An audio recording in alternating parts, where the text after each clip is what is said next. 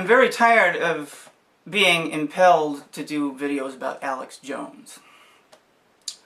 But he's the preeminent person sticking his pajoozy out in the middle of all this debate. This Bilderberg thing, it's a good thing it gets so much exposure because you realize how stupid the whole thing is. Every so often, Alex Jones completely gives himself away. He spaces out his moments of giving himself away. The intervals between them are shortening. Like Y2K. New Year's Eve, 1999.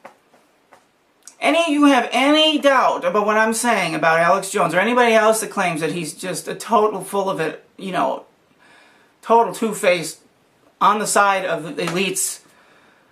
If you doubt that, just Google Y2K Alex Jones, 1999, December 31st, January 1st, 2000. His broadcast that night. Total bullshit. He tried as hard as he could to start riots. He tried as hard as he could to freak people out to the point of them thinking the world was going to end. And 2 hours of lies. Just making stuff up out of nowhere. If you listen to the details of what he's saying, he's reporting about all these riots in Chechnya and things shutting down because computers are failing. Everything he says, you write it down on a piece of paper. 1, 2, 3, 4. Research it to see if it actually happened. None of it did. That's what you're dealing with. His dispute with Bill Cooper. Now, Bill Cooper was no perfection. There's so many suspicious things about what he did, too. Like, when he talks about UFOs coming out of the ocean and stuff, it's like, even if that's the truth, it's just amazing that he would do that because, you know, if you can't prove that kind of thing, to say it so matter-of-factly, I just think you're hurting your cause because there's other things to talk about, even if it's the truth, because you can, you know, persuade people to think there's something wrong with you. Or that you're just a disinformation person. I would love to believe that Bill Cooper was a true, you know, patriot that was trying to get through to people as far as waking them up about the corruption of the government. But he called out Alex Jones as a total liar, and he used that broadcast from his Y2K contentions that it was just like a War of the Worlds kind of thing with Orson Welles. And he wanted to warn people about Alex Jones. The next year he was dead. He kept going with it. He had a campaign, just a non-stop campaign. Like Alex Jones used Bill Cooper's influence on shortwave and, you know, AM radio was astounding to the powers because he was the first person to gain an alternative crowd, and people were, you know, archiving his broadcasts religiously, and that's why we have those beautiful remnants all over the internet. You know, his broadcasts from 15 years ago are gold. And, you know, they'll just put some video to it and post them online. You should watch them all. Well, Alex Jones was, when they put Alex Jones out there, that was the model. It's like, wow, if that guy can get that kind of audience with the opposition, we got to get that crowd over here and control them. Bill Cooper did predict 9/11. I mean, specifically. He was so shocked by that CNN interview with Osama bin Laden. And his point was, this is the most sought-after man in the world. The FBI can't find him, CIA can't find him. But CNN's camera crew can just waltz into a cave, sit down with the guy? No. Impossible. Unless it was all complete setup. So he hadn't even gone that far with his deductions. He was still thinking in terms of Osama bin Laden being a real terrorist and a real boss of, you know, a dangerous group of people. It didn't occur to him that, you know, he was an actor for the CIA and the whole thing was just a setup and, you know, he'd never committed a crime in his life. You know, he was just part of that oil family and he was playing his part. A dying man, and a guy who knew he only had kidney failure, and he knew he was going to die, and, you know, he was devout to the cause, and his family was totally in league with the Bush family with, you know, with oil ownership and the trade, all that.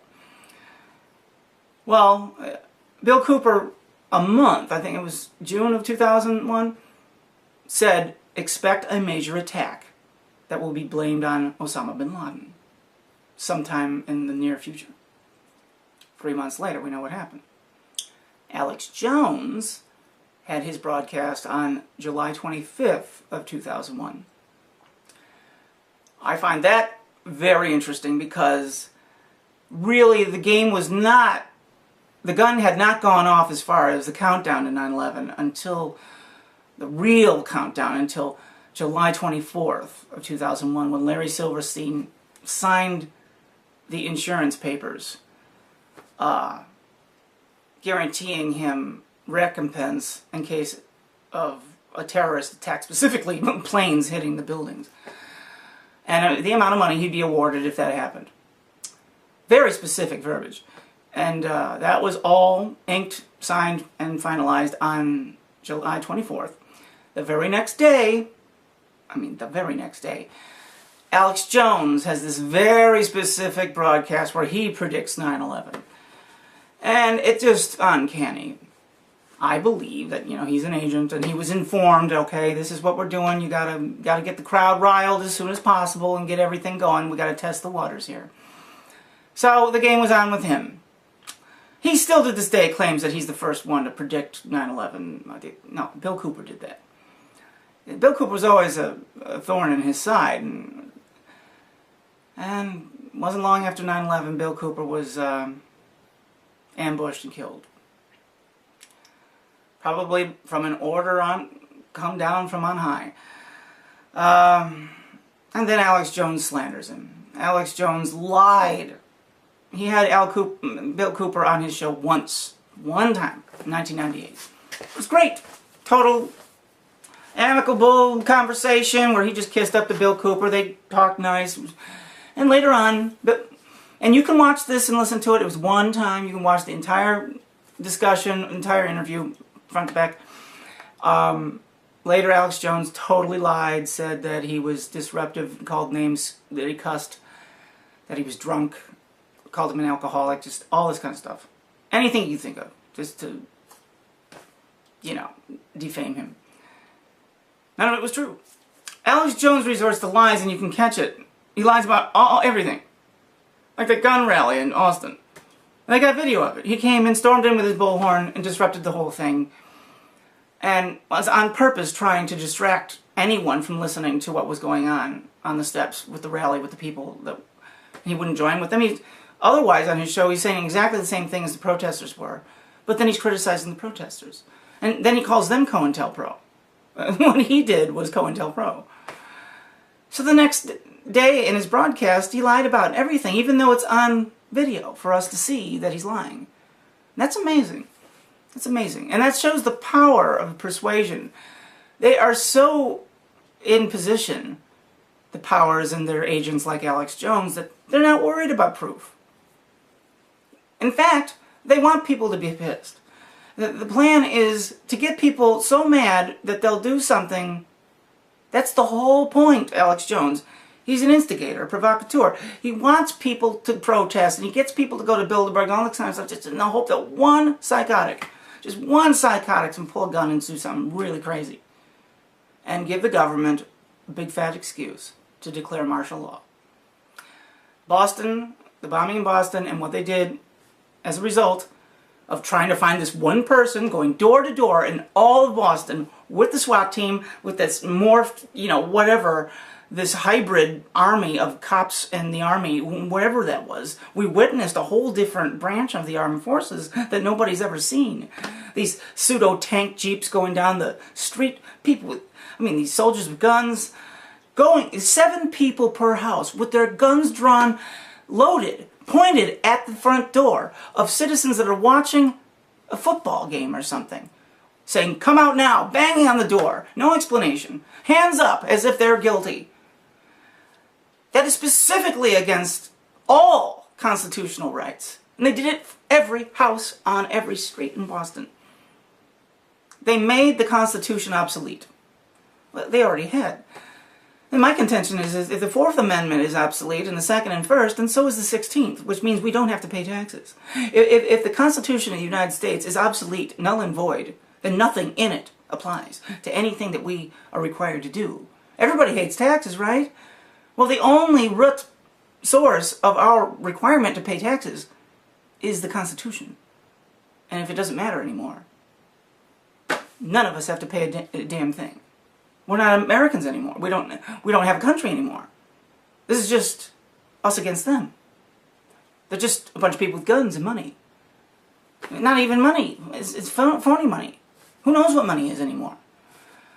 But still, all this kind of stuff is just, they're gearing up. What made me want to do this video is this Bilderberg recently, Alex Jones completely outed himself again. He was on a British television show, and just like when Piers Morgan interviewed him on CNN, he just goes postal. Looks like a psycho on purpose. Now, if he really cared about his cause, he would be very careful about how he looked to viewers. He said there's people watching that in Britain and all over the place that never seen him before, and this is their introduction to him. The idea is to make people that are seeking the truth look like psychos. He's screaming and just interrupting everybody, and the British host of the show was like, "You're the worst person I've ever interviewed." He said that right before he cut him off. I believe that. And this is a veteran of doing interviews on television. To say you're the worst interview I've ever had, the supposed leader of the truth movement against the elites. I mean, it's bad enough when Alex Jones calls the Zionists globalists. There's no globalist. There's no Illuminati. There's no Zionists. The evil Jewish leaders. The Jewish leaders. It's a racist thing. And to complain about that is not racism. It's not anti-Semitism. What they do to us is racism. Specific racism. There's no, it's no coincidence that the White House Chief of Staff is always Jewish. Half the Supreme Court judges are Jewish. All broadcast networks are owned by Jews. All printing houses, publishing houses are owned by Jews. The prominent ones. AP, Reuters, Jews. Everything. The Federal Reserve. The State Department. Everything. The IRS. The chairman, the commissioner of the IRS, Jewish. And the sports teams. The hockey league. The football league. The basketball, baseball. All Jews. You think that's a coincidence? They own everything. Everything's manipulated by them. And Alex Jones is supposedly going after corruption, okay? It's one thing he never says.